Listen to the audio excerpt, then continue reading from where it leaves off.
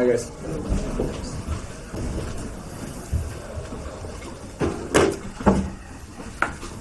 Okay guys, we'll start with Dan. Ruben, what was Riley feelings after that game and how it ended? I think he ended well. I think we deserved in the end to win the game. I think we create a lot of chances. We should go to the halftime with a bigger advantage. And then everything in this moment, every possession near our box, they can score, and we are in that moment. So it's tough, always chasing a lot of things. But we deserve, and we try until the last minute to score goals. We have our chances, and in the end, we deserve the win. Can I just ask you about Mason Mount and Matthias Cunha? I don't know. We will check them.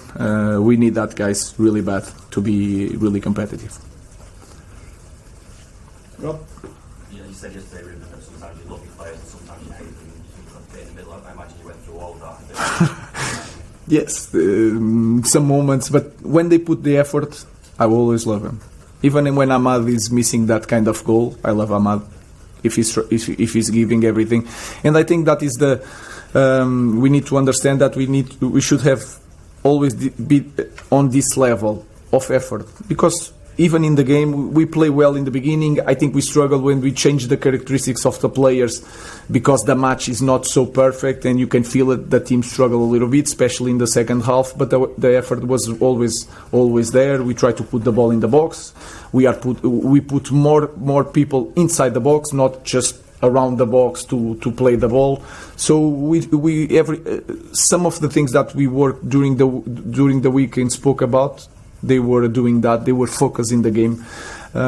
So that is the most important thing. Okay, Richard, then Simon. Hi Ruben, I'm just wondering if you could talk about the situation with Benjamin Sesko, because you didn't bring him on when either Cunha or Mount was injured, and also the other night he only took the 10th penalty, which surprised people. So everything is connected. So he finished the game with cramps, really in the limit.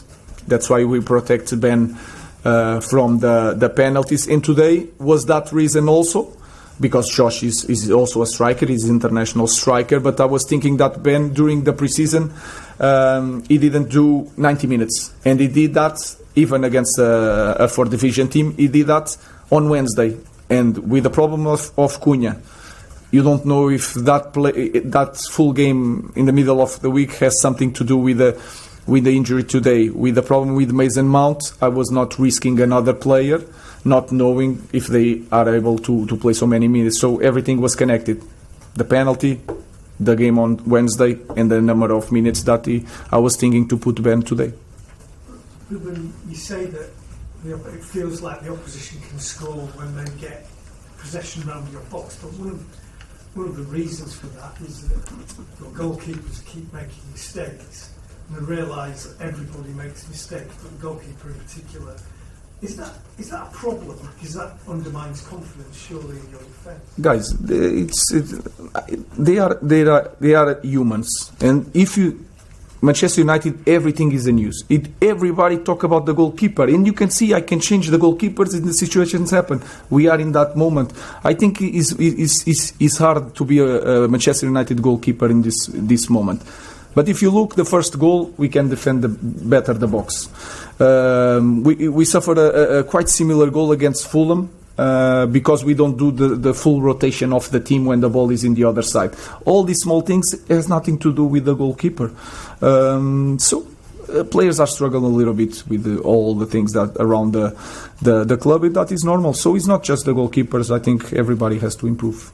Here you go, Laurie, and then finish with Sam. Are you pleased with how you played responded after Wednesday in terms of the team collective, the moves that you're creating look like they've been worked on at the training ground? And just a quick word on Boomer as well. It looked like he really stand that close with him. Yeah, it was like impressive the way he stretched the team, the quality that he has in the first touch, and you can feel it that we are a different team because when we win the ball, we have one guy stretching the team. And we didn't have last season. We struggled a little bit with with that. And then you can see the first minutes of the game. You can understand, you can compare this to Wednesday, and you can feel it. It's not about playing well. It's the sound of the fans when we are pressing and winning balls and corners, and you sprint to get a corner, you sprint to get a throw in. It's nothing to do with the tactical or technical aspect. So today, I just need to watch sometimes the first minutes to understand the mindset of the team.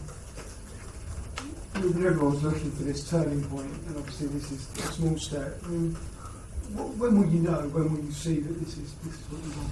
The important thing is that we were, if you take Wednesday, we were more consistent in the performance compared to last year. That is a good thing. But I'm not thinking about turning point. I had this conversation with you guys like 10 times, so I'm not. It's day by day. I'm happy we return, sometimes playing well or not so well. We return a little bit the team that we should be. Competitive, creating chances, we need to score. Sometimes we block the opponent in their half, we press really high. So we have a lot to do, but we return a little bit to our level today. Thanks, everyone. Thank you, guys.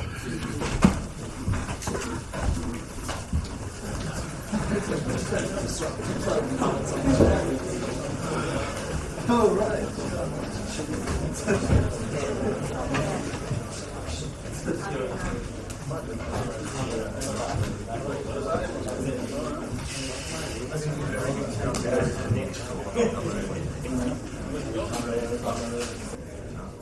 You don't know. Yeah.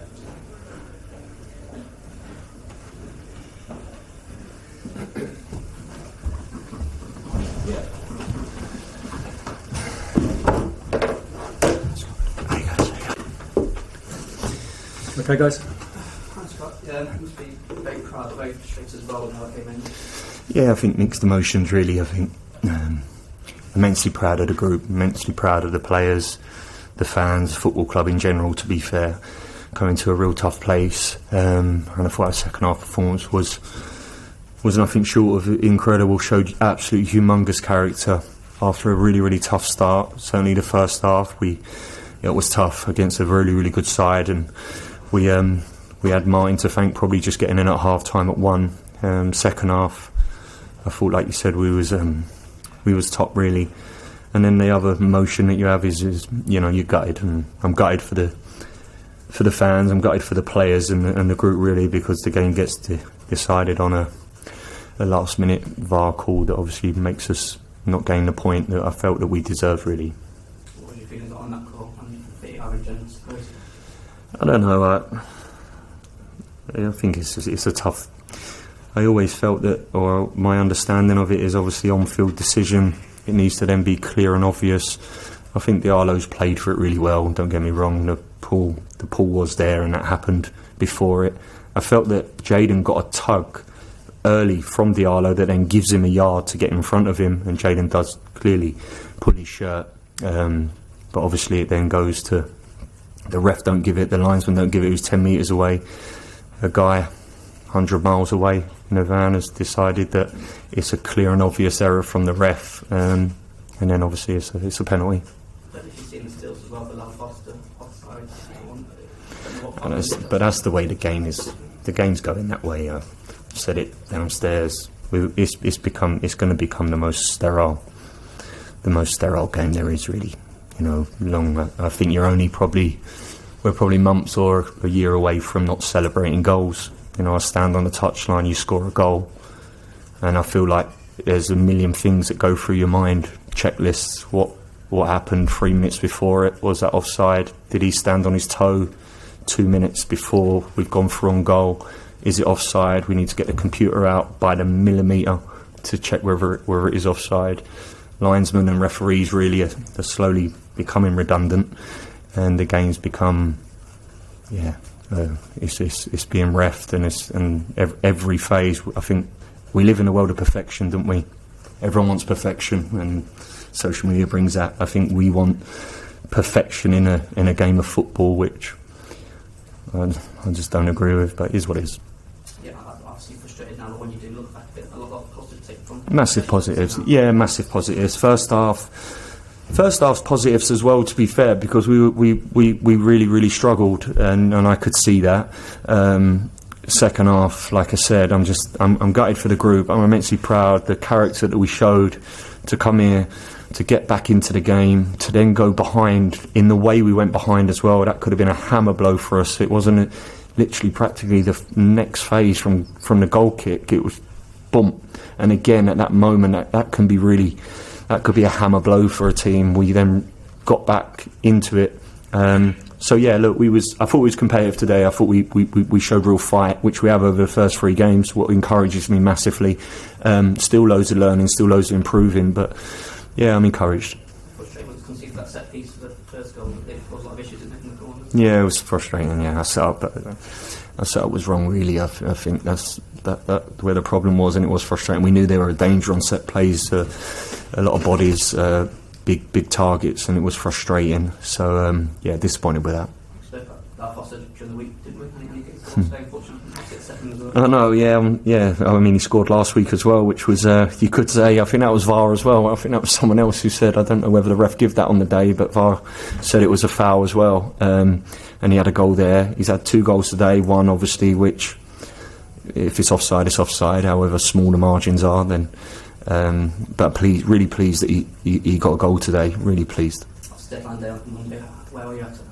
We're hoping that maybe we can try and do some business, and there's 48 hours left, so we'll see. A lot of things probably need to fall into play, but we're going to try and be active if we can to improve us more.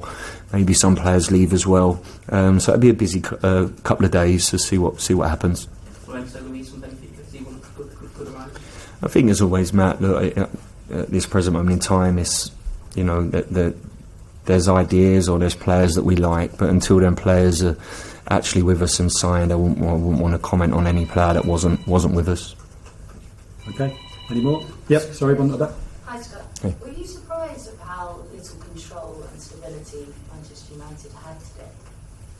I thought they had a lot of control and stability in the first half, to be honest with you. I thought they looked a very, very good team. I get the narrative around United at the moment, and people want to spin whatever narrative they want, and it's United this week, it'll be United someone else the following week. We've come to that first half performance from Man United was every bit of a top team. They were, you know, partly down to us maybe in certain times, but they've got some exceptional players, and we ground ourselves and dug in deep, and got ourselves back in the game really.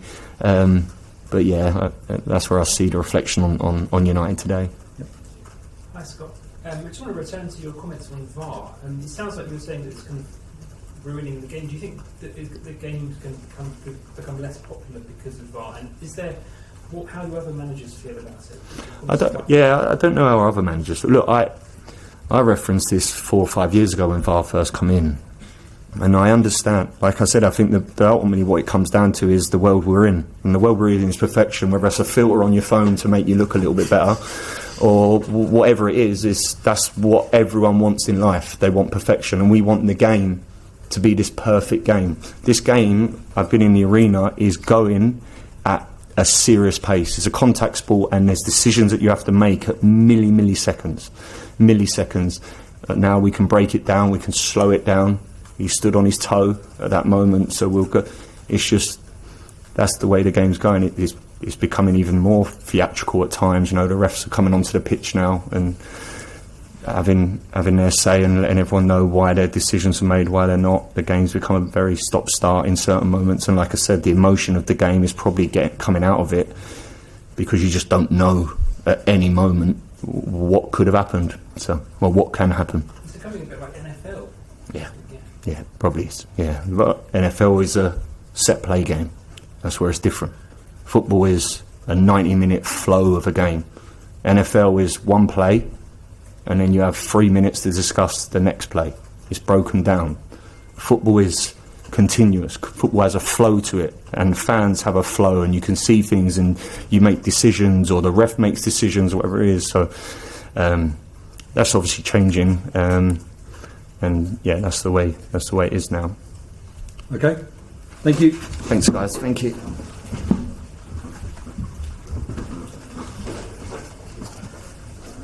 Go through the